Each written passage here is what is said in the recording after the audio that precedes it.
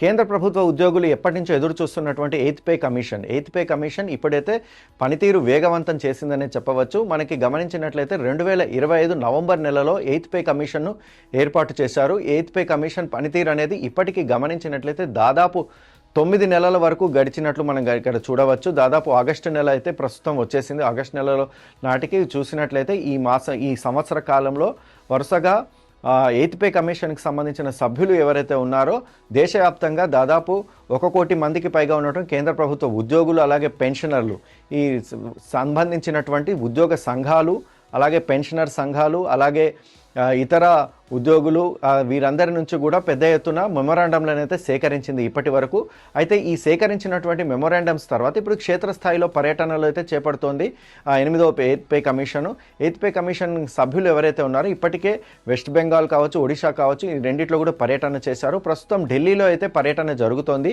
ఢిల్లీ తర్వాత చండీగఢ్ పర్యటన కూడా కొనసాగనుంది. చండీగఢ్ తర్వాత ఆ తర్వాత మహారాష్ట్ర, చెన్నై, తమిళనాడు, పుదుచ్చేరి, ఇలా వరుసగా కూడా ఎయిత్ పే కమిషన్ సభ్యులు క్షేత్రస్థాయిలో అసలు ఉద్యోగులు ఏం కోరుకుంటున్నారు, పెన్షనర్లు ఏం కోరుకుంటున్నారు, వీరందరి డిమాండ్స్ ఎలా ఉన్నాయి, వీటన్నిటిని అధ్యయనం చేసేందుకైతే ఎయిత్ పే కమిషన్ అయితే వరుసగా ఈ పర్యటనలు, క్షేత్రస్థాయిలో పర్యటనలు అయితే చేపట్టినట్లు ఇప్పుడు మనం చూడవచ్చు. ప్రస్తుతం అయితే ఢిల్లీలో అయితే మనకి ఎయిత్ పే కమిషన్ సభ్యులు అయితే మెమొరాండమ్స్ స్వీకరిస్తున్నారు. ఎవరైతే గతంలో మెమొరాండం ఇచ్చారో వారికి అపాయింట్మెంట్స్ సైతం ఇస్తున్నారు.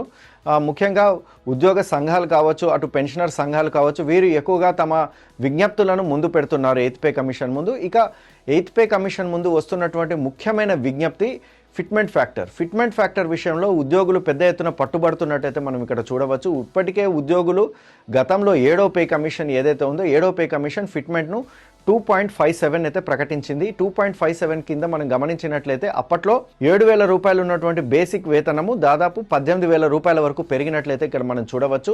ఈ 18,000 రూపాయలు ఉన్నటువంటి ప్రస్తుత బేసిక్ వేతనాన్ని భారీగా పెంచాలని అయితే ఉద్యోగులు అయితే మనకి సిఫార్సు చేస్తున్నారు. వారు అయితే తమ విజ్ఞప్తిని ముందు పెడుతున్నారు ఎయిత్ పే కమిషన్ ముందు.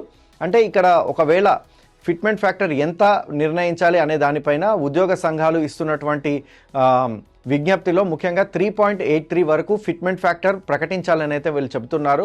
ఒకవేళ ఎయిత్ పే కమిషన్ కనుక 3.83 ఫిట్మెంట్ ఫ్యాక్టర్ను కేంద్ర ప్రభుత్వానికి సిఫార్సు చేసినట్లయితే భారీ ఎత్తున ఉద్యోగులకు, పెన్షనర్లకు వేతనాలు పెరిగే అవకాశం అయితే కనిపిస్తోంది. ప్రస్తుతం ఉన్నటువంటి 18,000 రూపాయల నుంచి ఒక్కసారిగా 70,000 రూపాయల వరకు కూడా ఫిట్మెంట్ ఫ్యాక్టర్, ఈ 3.83 ఫిట్మెంట్ ఫ్యాక్టర్ కనుక అమలు చేసినట్లయితే భారీగా వేతనం అయితే పెరిగే అవకాశం అయితే కనిపిస్తుంది. అంటే దాదాపు 70,000 రూపాయల వరకు వెళ్ళే ఛాన్స్ ఉన్నట్టయితే మనకి ఇక్కడ మనం చూడవచ్చు. గతంలో 2.83, 3.15 ఇలా ఫిట్మెంట్ ఫ్యాక్టర్ ప్రకటించాలని ఉద్యోగ సంఘాలు చెబుతున్నప్పటికీ కూడా ప్రస్తుతం ఉన్నటువంటి ఉద్యోగ సంఘాల జాతీయ సంఘం ఏదైతే ఉందో వాళ్ళు సిఫార్సు చేస్తున్న దానిలో ముఖ్యంగా 3.83 అయితేనే సరిపోతుందని చెప్తున్నారు. ఎందుకంటే పెరుగుతున్న ధరలు కావచ్చు, ద్రవ్యోల్బణం కావచ్చు, వీటన్నిటి నేపథ్యంలో కూడా ఉద్యోగులు ఎదుర్కొంటున్నటువంటి భవిష్యత్ సమస్యలను దృష్టిలో ఉంచుకొని ఇది 10 సంవత్సరాలకు ఒకసారి ఏర్పాటు చేసే పే కమిషన్ కాబట్టి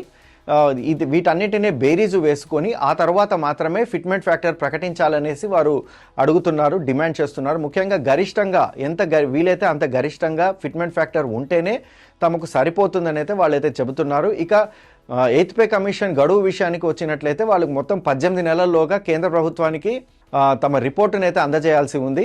ఈ 18 నెలల్లో ఇప్పటికే దాదాపు 9 నెలల వరకు పూర్తయినట్లయితే మనం ఇక్కడ చూడవచ్చు. మరో 9 నెలల్లోగా కేంద్ర ప్రభుత్వానికి పూర్తి స్థాయిలో రిపోర్ట్ అయితే అందించాల్సి ఉంటుంది. అంటే ఒకవేళ 8వ పే కమిషన్ సిఫార్సు చేసినటువంటి పే కమిషన్ సిఫార్సులను అమలు చేయాలంటే దాదాపు మరొక 2027 మధ్య నాటికి కానీ, అంటే దాదాపు జూన్, జూలై నాటికి కానీ ఇవి అమల్లోకి వచ్చే అవకాశం అయితే లేదని చెప్పవచ్చు. ఎందుకంటే కేంద్ర ప్రభుత్వానికి సిఫార్సులు అందిన తర్వాత వాళ్ళు కూడా అధ్యయనం చేయడానికి మరికొంత సమయం తీసుకునే అవకాశం ఉంటుంది.